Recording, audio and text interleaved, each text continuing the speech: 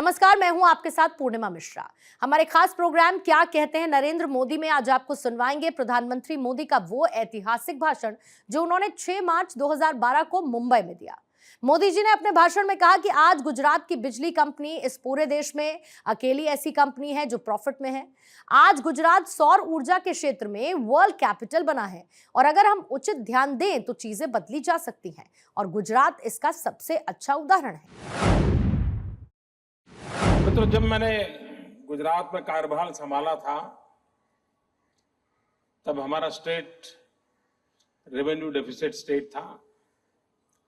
6,700 crore rupees हमारा revenue deficit था and today we are a surplus state.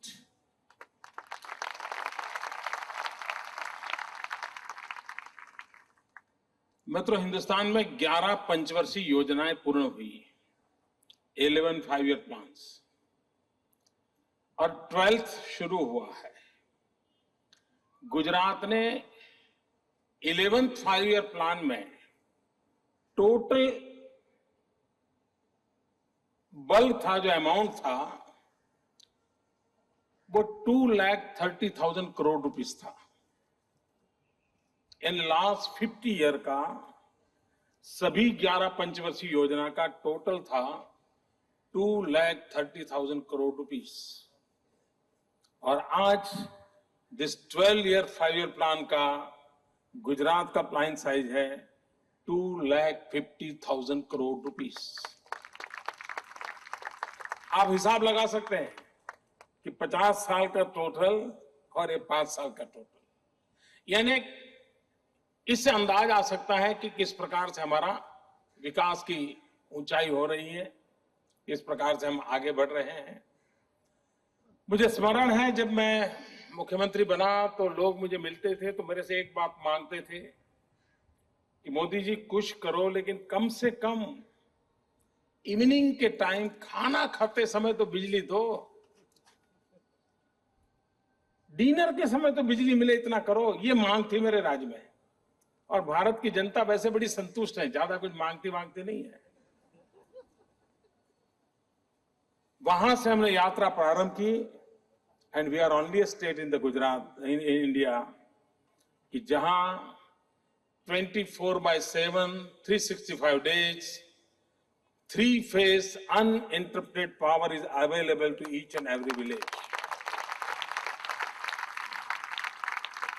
Load shedding क्या होता है वो हमारे यहां पता नहीं है। मित्र, पूरे देश में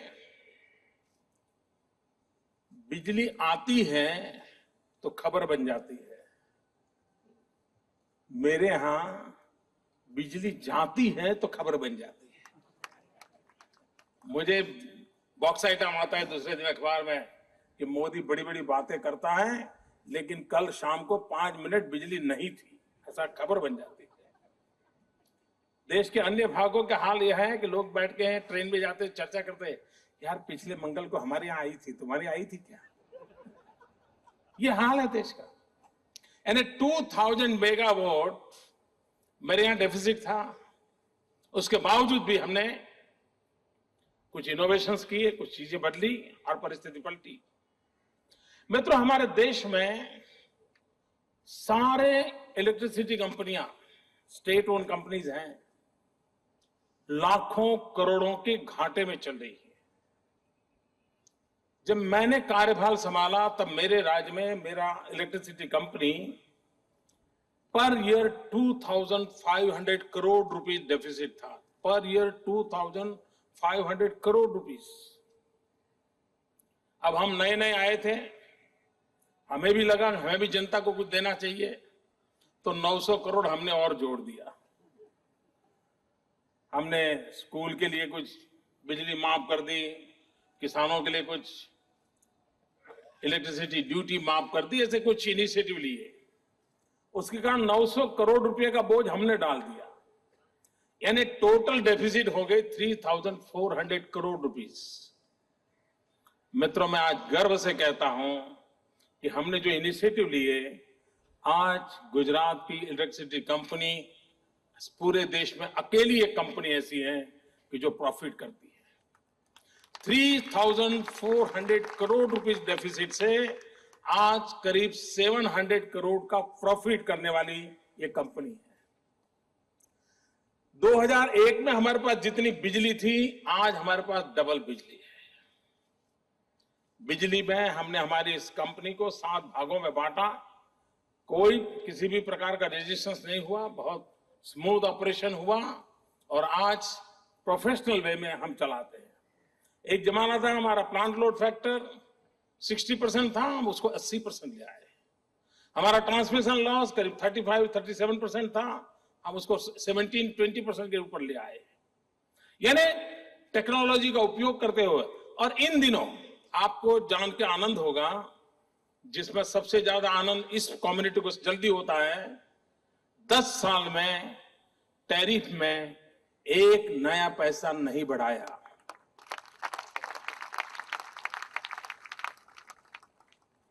मैनेजमेंट के द्वारा, पॉलिटिकल विल के द्वारा सारी व्यवस्थाओं को बदलने के बाद, और सबसे बड़ी बात लीकेजेस रोकने के कारण ये स्थिति बदली जा सकती है और उसका परिणाम आया है। हमने सोलार एनर्जी में इनिशिएटिव लिया। गुजरात पहला देश का राज्य था जिसने सोलार पॉलिसी लाए हम, और हमारे बाद भारत सरकार पॉलिसी लाई है। हम पॉलिसी ले आए थे तो हमने 12 रुपया कहा था हम बिजली लेंगे। भारत सरकार ज्यादा उदार हुई, उसने 19 रुपये कह दिए। अब व्यापारी 19 वाले के पास जाएगा, 12 वाले के पास आएगा नहीं, स्वाभाविक है। लेकिन हुआ उल्टा, 19 वाले के पास कोई नहीं गया, सबके सब 12 वाले के पास आए। और आज सोलार एनर्जी के क्षेत्र में गुजरात वर्ल्ड कैपिटल बना है। सबसे ज्यादा सोलार एनर्जी उत्पादन करने वाला स्टेट बना है। हम रिन्यूएबल एनर्जी के क्षेत्र में भी बहुत तेजी से आगे बढ़े हैं।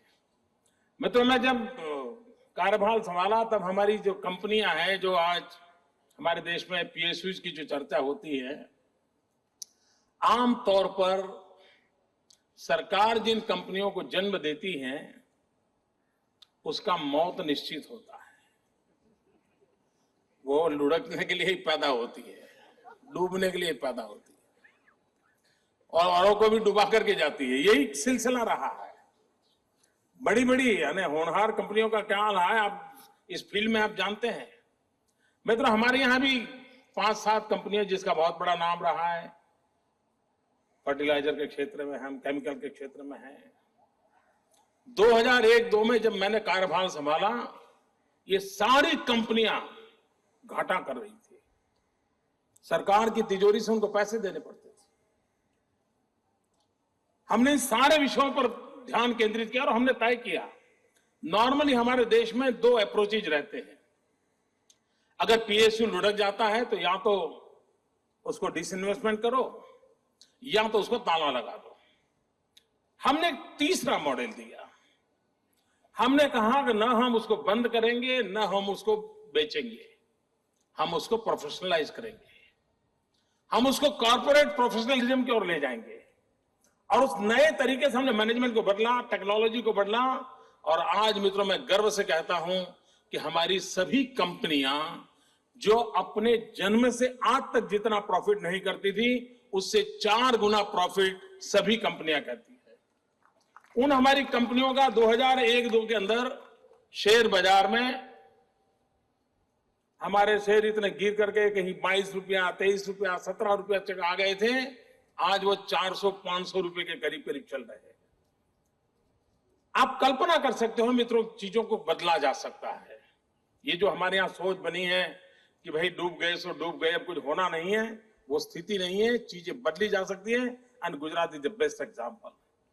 मित्रों, एग्रीकल्चर सेक्टर हमारे देश में 4% एग्रीकल्चर ग्रोथ के लिए पिछले 20 साल से सभी सरकारें टारगेट तय करती हैं, कोशिश करती है, लेकिन हम अभी तक 4% एग्रीकल्चर ग्रोथ को अचीव नहीं कर पाए।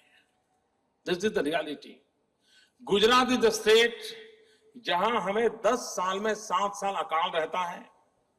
मेरे पास नर्मदा के सिवाय और कोई नदी नहीं है जो 12 महीना पानी देती हो। मेरा राज्य ऐसा है कि जिसका बहुत बड़ा हिस्सा रेगिस्तान है और उधर पाकिस्तान है। तो आप कल्पना कर सकते हैं कि मेरे राज्य की हालत क्या है। लेकिन हमने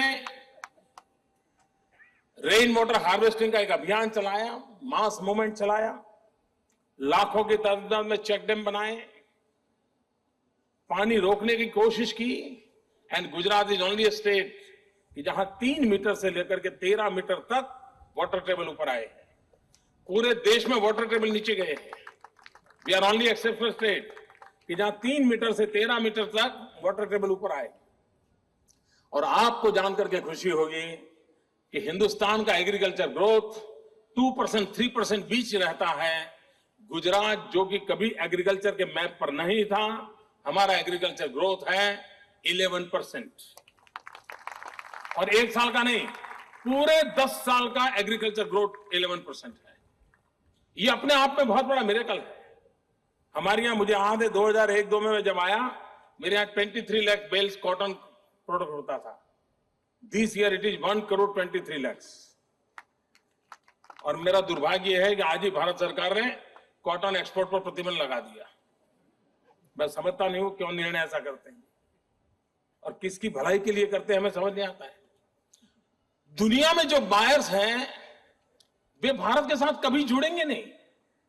उनके मन में सवाल उठेगा कि जिस देश की पॉलिसी में कंसिस्टेंसी नहीं है, साल में 2 महीना प्रतिबंध लगा देते हैं, 6 महीना खोल देते हैं, तो दुनिया का कोई देश हिंदुस्तान में बाय करने के लिए नहीं आएगा।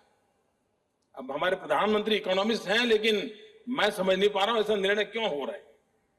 आज मैं चौंक गया और एकदम से उन्होंने फैसला कर दिया कि कॉटन एक्सपोर्ट पर प्रतिबंध लगा दिया गया।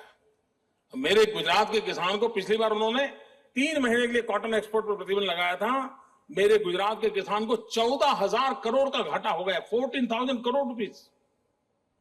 इस बार क्या होगा कहना कठिन है। और इससे किसकी भलाई होगी? मैं नहीं मानता हूं कि हिंदुस्तान के डोमेस्टिक टेक्सटाइल इंडस्ट्री को कोई बड़ा लाभ होता होगा। और विश्व में आज हिंदुस्तान के कॉटन की मांग बढ़ रही है और हमारा कॉटन एक्सपोर्ट नहीं हो रहा है, तो क्या स्थिति बनेगी, किसानों का हाल क्या होगा, इसका हम अंदाज कर सकते हैं। कहने का तात्पर्य है कि मित्रों, गुजरात ने एग्रीकल्चर सेक्टर में भी बहुत बड़ी ताकत दिखाई है।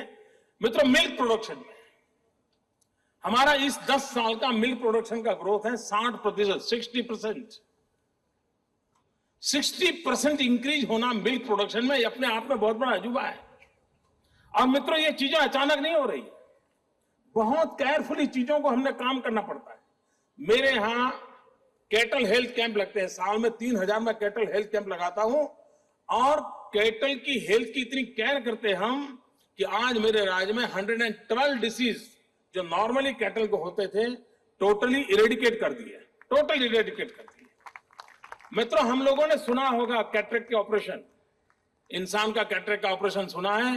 पूरी दुनिया में Gujarat is only exceptional case. मेरे यहां कैटल का कैटरेक्ट ऑपरेशन होता है, मेरे यहां कैटल का डेंटल ट्रीटमेंट होता है। इतनी बारीकियों से चीजों को चलाते हैं, उसका परिणाम है कि आज व्हाइट रिवॉल्यूशन हम लीड कर रहे हैं।